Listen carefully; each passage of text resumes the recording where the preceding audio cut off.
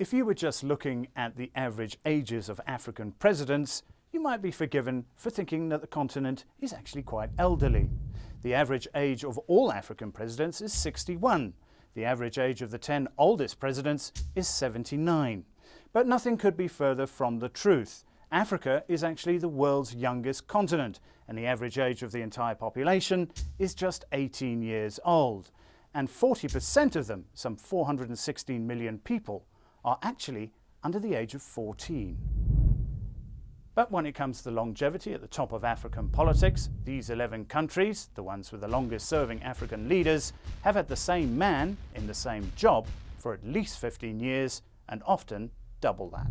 Seeking third terms and changing constitutions to do it has become a big political issue in Congo, the DRC, Burundi and Rwanda, and it's divided political opinion across the continent. One irony is Yoweri Museveni, for example. The 71-year-old president of Uganda has been in power for 29 years, but shortly after becoming president in 1986 at the age of 41, he wrote that the problem with Africa in general, and Uganda in particular, is not the people, but the leaders who want to overstay in power. But many argue that having the same leader in power for 8 or 10 years is good for stability. But with the average age of Africans being just 18, many millions have yet to vote in their first elections. Will they be prepared to accept the same status quo that their parents did?